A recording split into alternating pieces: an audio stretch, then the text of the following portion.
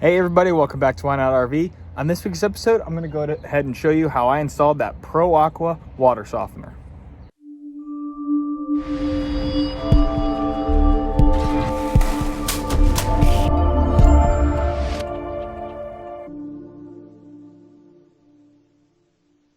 Remember, if you want to learn more and make less mistakes while RVing, be sure to hit that subscribe button, drop a like and a comment down below. I appreciate it.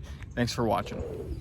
First off, just let you guys know that this is, Pro Aqua did send this to me for free. I reached out to them because I wanted a new water softener for the Montana. I had one in the big country, and there's two main brands out that I found, On The Go and Pro Aqua. And that On The Go is what I had in the big country. Nothing wrong with it whatsoever. I just wanted to try the Pro Aqua. It just seemed like a nicer brand. It looked like nicer quality stuff. So let's get into it. So Pro Aqua did go ahead and send me both the pre-filter and the large water softener. This stuff was very, very nicely packaged. I already took it out of the package and I'm sorry, but it was very, very nicely packaged.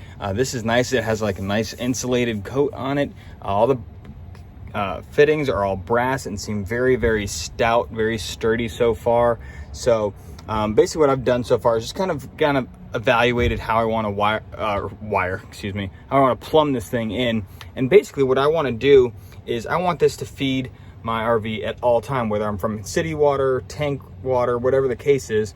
So this line right here that comes in, this is what actually feeds into the main plumbing system. And so what I'm going to do is I'm basically going to cut this line out, and it's going to go in through the pre-filter, through the water softener, back out, and back right out into that line. So this is basically just going in line into this. Like I'm cutting this, adding that in line.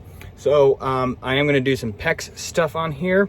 If you're not familiar with PEX, there are special tools that you have to have in order to make the fittings correct on their barb fittings. But it's relatively pretty simple. But let's just get right into it. We're going to go ahead and just get everything set up. I'm going to cut this out and start going to town on it. And because of the way I am doing this, this pre-filter is going to come in first. So let's go ahead and just make sure that this O-ring is in here. Yep, got a nice O-ring in there. So we're going to get this fitting set. I'm going to go have to grab my channel lock because I want to move that. But then we also have our hose, which again, let me double check my O-ring, make sure it's good. Yep.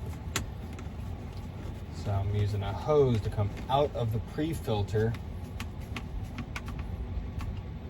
And then that is what then is going to feed the main tank, which again, O-ring is good in there. I bought a little hose 90 to go up here. And this should just be as simple as not over tightening that. Okay, so that's set there. So now this is already connected to this. That's nice and easy. I am gonna, shoot, I totally forgot to add my quick connect. I gotta take that back off.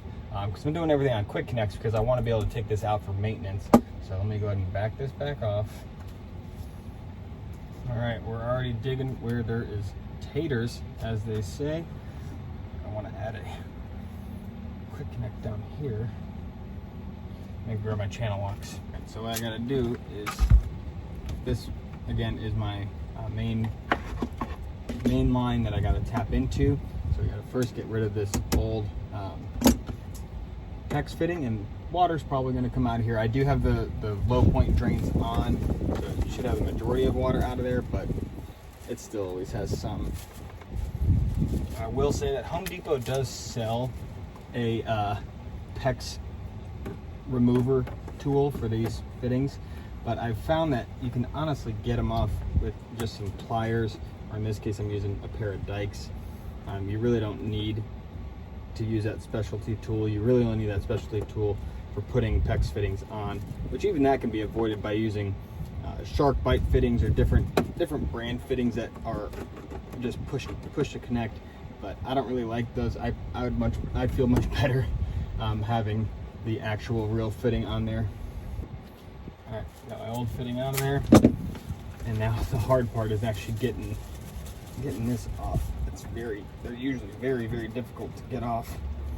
And actually, let me grab a towel real quick to collect any water because it's already starting to drip. All right, now I got my towel in here, can go ahead and work this off a little bit. I plan on cutting this anyways, so it's not really that big of a deal if I screw this tube up, because I'm cutting it anyways.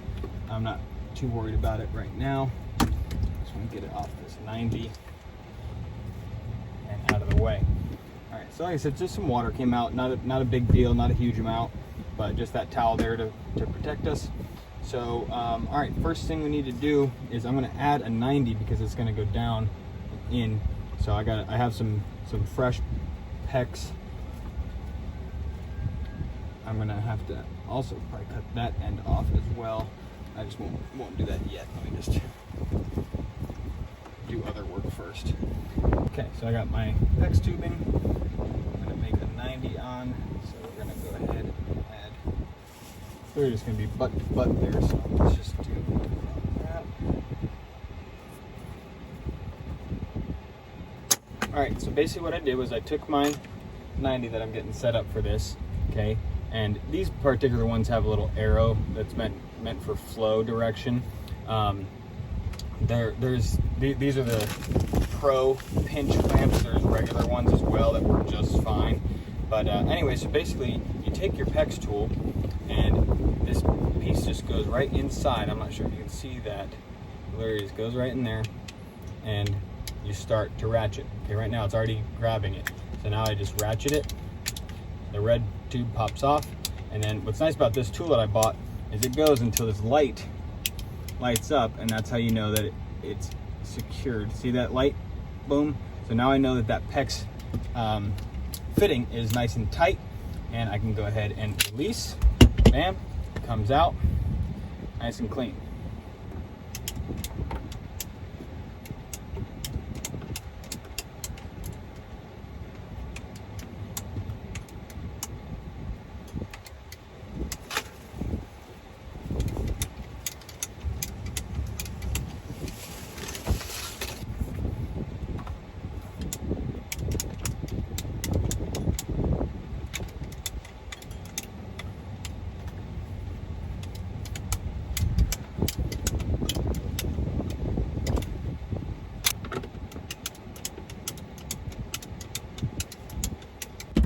Now I got those 3 screws in there. I got this thing nice and tight and secure, and this will be able to take the filter off for maintenance, for changing that out. That makes that nice and simple. Okay, again, my hose here is good. Hose going into here, good. Into the water softener is good. Now, coming back out, you're gonna have PEX. Oh yeah, this should be good. All right, there's my hose clamps. So as you all can tell, this is a extremely custom type of install. Every RV is different. Every plumbing system is different. And you know, the way you might want to plumb yours up is potentially different than the way I want to plumb mine up. And there's nothing wrong with that. There's no right way or wrong way. There's just the way you're doing it and the way I'm doing it. Look at that. That's going to be nice.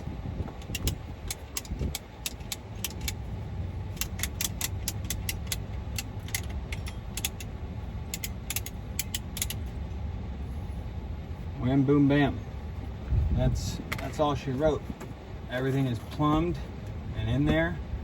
I think I am ready for testing.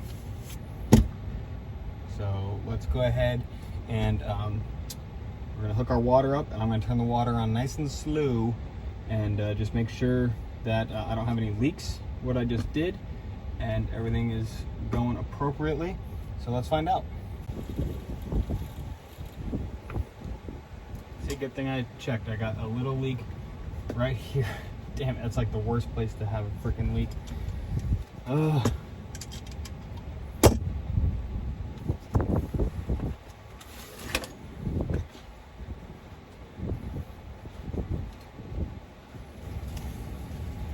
I think we've got it. I really had to tighten this fitting up quite a bit. I'm still gonna leave my wrench here just in case, but everything else, all my other PEX, all the PEX looks fine. You know, the PEX is really easy to work with. It's more just those brass fittings with, you know, like this one right here. Oh shoot, we got a leak in my hose here.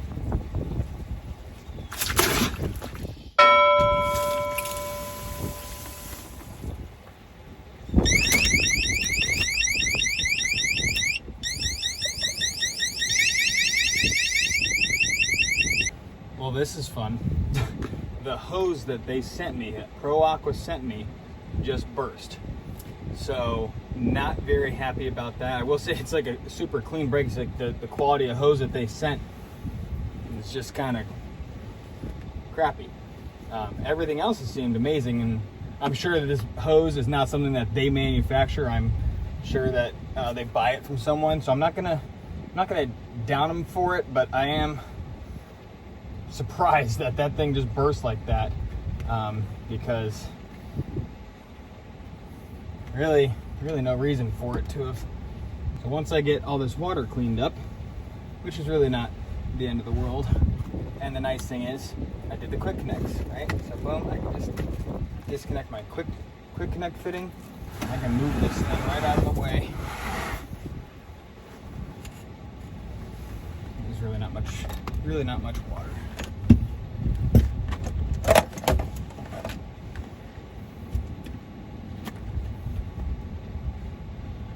Okay, so what I am going to do is, fortunately I have a Flexzilla hose. It's about the same length that I was going to be using for my water bladder that is in the bed of my truck, for transferring water from the bladder into the truck.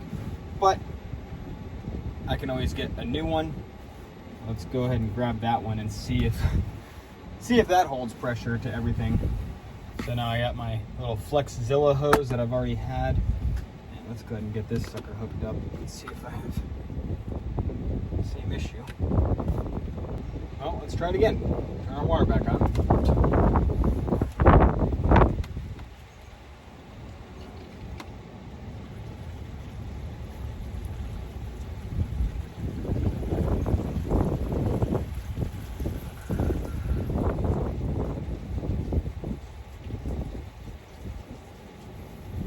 And by the way, I have my cold line low point drain open right now, so there really shouldn't be much pressure building in the system.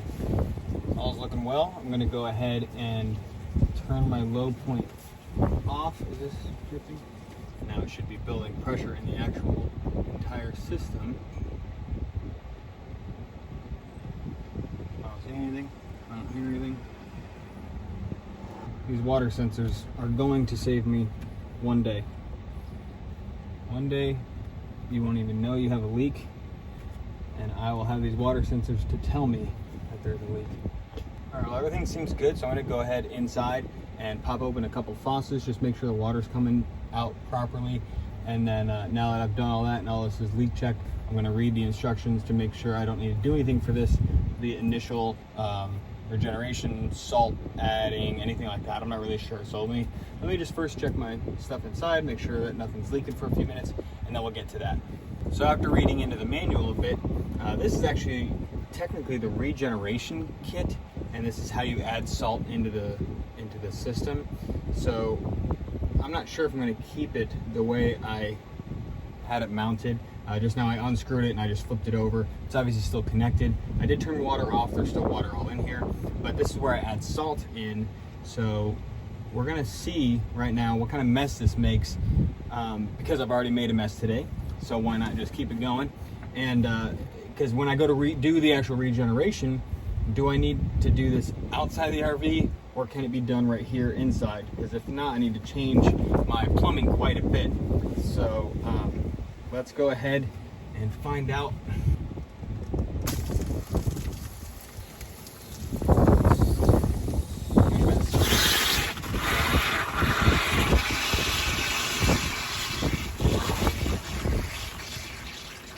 So test number 2. I didn't even think about just opening up the low point drains to let the pressure out of the system before I did that just now. So the system was all pressurized, and again, more water, no big deal. This is all vinyl and, you know, waterproof flooring here. As long as I dry it out and get everything good, we'll be perfectly fine. But now that the pressure's out of it,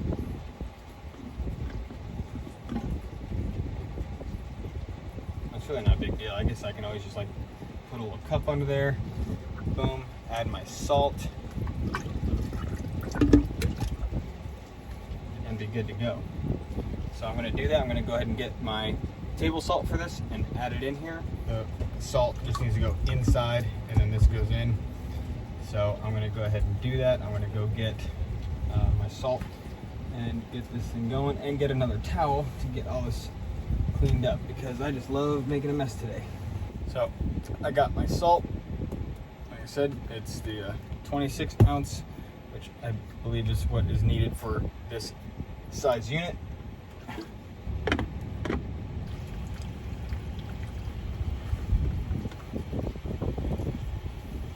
All right, not sure where I really left off in that last portion of the video, but I got my salt added. It's actually actively going through its 20-minute drain right now, so I basically just have a hose going with just about a pencil thin width stream for about 20 minutes to flush out the water softener, and then we're gonna be good to go. So again, initial thoughts, super nice. I really do like the quality. I really like the neoprene insulated sleeve that's on that. That did not come on the go, the one that I had in the Big Country. It looks nice, it looks clean. I really like it so far. In terms of use, obviously, I got nothing for you yet. We're gonna have to wait till we get down the road with it a bit, and I've been using it for a while, but I love having a water softener. We had one in the Big Country, so I don't think that's really gonna change much. We'll see. So that's it. If you got any questions, make sure to drop them in the comments below. Drop a like, hit that subscribe button, turn on the notification bell. Thanks for watching One Out RV. We'll see you next time. Bye.